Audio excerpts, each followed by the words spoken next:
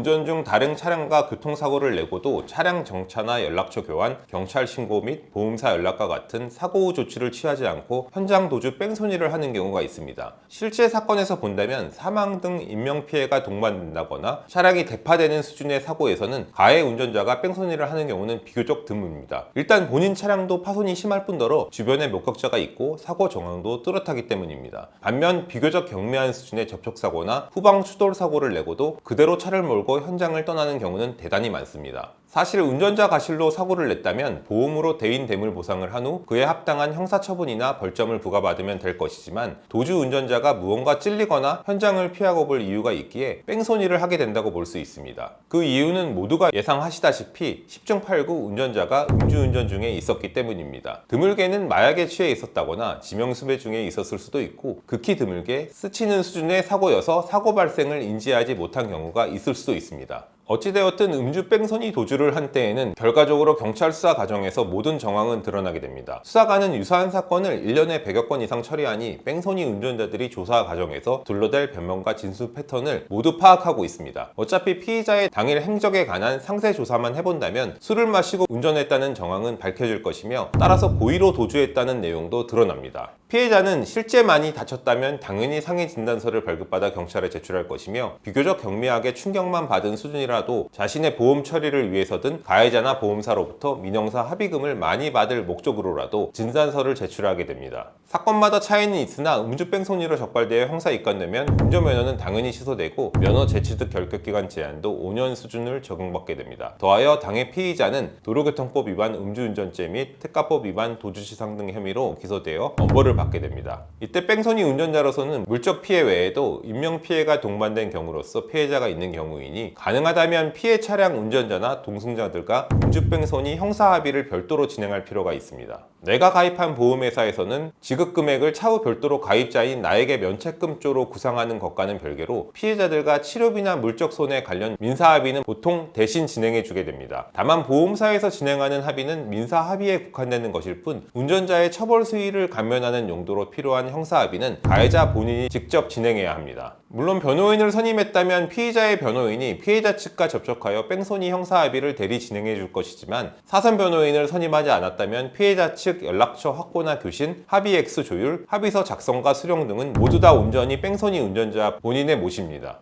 그렇다면 음주 뺑소니에서 적정 합의금 액수가 있을까요? 이런 질문에 대해 모든 변호사들이 공통적으로 하는 답변은 개별 사건에서의 사고 정도와 피해자 상해 수준, 가해자의 경제적 여건, 피해자가 원하는 액수나 피해자 성향 등에 따라 적정 합의금 액수는 달라진다 일 것입니다. 당연히 맞는 말이기에 구체적인 합의금 액수를 대략이라도 가늠해 본다 해도 하필이면 내 사건에서의 피해자가 훨씬 큰 합의금을 요구하면 기존의 적정 합의금 액수라는 것은 의미가 없게 됩니다. 각 사건마다 다르겠으나 피해자가 전치 2주 정도로 경미한 상해 피해만 입은 경우라 할지라도 음주 뺑소니 교통사고 사건에서의 최소 합의금 액수는 500만 원 이상에 달할 때가 대부분입니다. 다친 정도가 어느 수준인지 가해자 경제적 여건과 집행유예나 실형 선고를 감수할 배포가 어느 정도인지에 따라 그 합의금 액수는 1,000만 원 이상 수천만 원까지 지급될 수도 있습니다. 따라서 적정 뺑소니 합의금이라는 용어는 굳이 정해본다면 내가 부담할 수 있는 합의금 액수에 비추어 피해자가 원하는 합의금 액수를 최대한 조율하여 실제 지급 가능한 금액으로 조정한 금액이라고 볼 수 있겠습니다.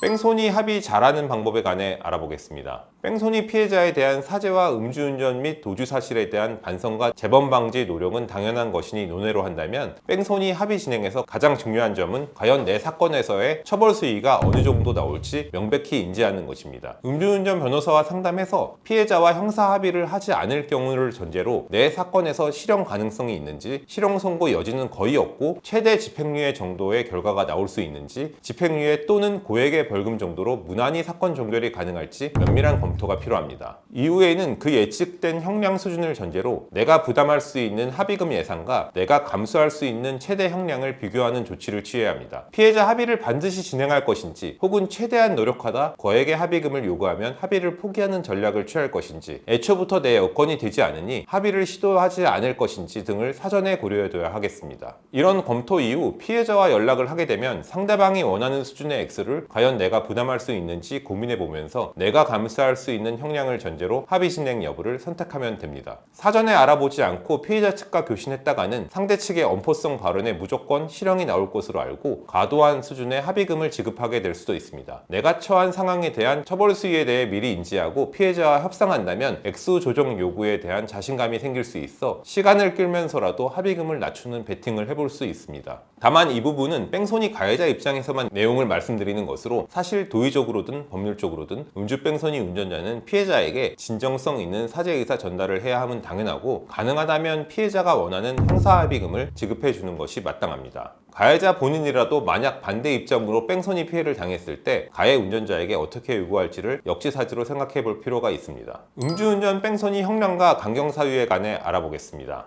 음주 뺑소니를 한 경우의 형량은 사람을 직접 친 것인지, 주차된 차량만 파손시킨 것인지, 공도에서 운행 중인 차량과 사고가 난 것인지, 사고 당시 혈중 알코올 농도 수치가 어느 수준인지, 피해자 사계 정도가 어느 정도인지, 피해자가 몇 명인지, 도주운전자에게 기존에 음주운전 등 동종 유사 전과가 있는지, 사고 난 지역이 주차장인지 공도나 고속도로인지 등에 따라 달라집니다. 만약 음주운전 뺑소니 사건에서 사람이 크게 다쳤다거나 사망했다면 실형 선고 가능성이 높다고 볼 수 있습니다. 피해자 측과 형사 합의를 반드시 진행해야 집행유예를 기대해 볼 수 있고 실형 기간이라도 줄일 수 있습니다. 반면 음주운전 초범으로 피해자 상해 정도가 경미한 경우라면 합의를 하지 않더라도 실형 선고 가능성은 높지 않고 징역형의 집행유예 정도 형량이 나올 때가 많습니다. 물론 벌금형을 원한다거나 실형 선고를 꼭 피하고자 한다면 피해자 형사 합의를 진행하는 것이 좋습니다. 더하여 음주운전 재범 이상인데 또다시 음주병 사고를 냈다면 이때에는 피해자 상해 정도가 전치 2주 수준으로 경미하다 해도 피해자 합의를 하지 않는다면 징역 1년 수준의 실형 선고가 나올 수 있습니다. 따라서 이 경우에도 가능한 합의는 꼭 필요하다고 볼 수 있습니다.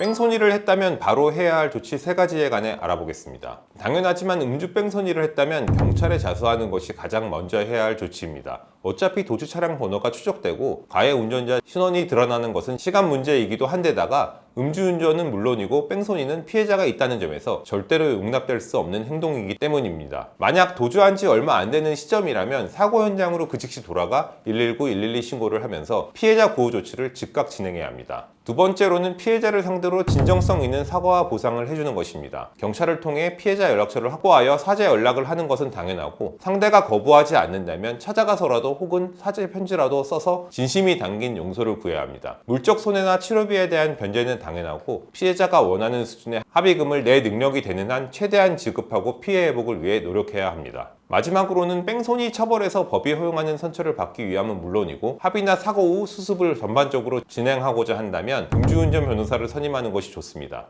변호사에게 사건을 일임하면 경찰 조사부터 동행할 수 있고, 피해자 합의 절차 역시도 모두 로펌에서 대리로 진행드릴 수 있습니다. 음주 뺑소니 형사합의 문제로 고민 중에 있으시다면 로펌 은우와 상담해 보시기 바랍니다.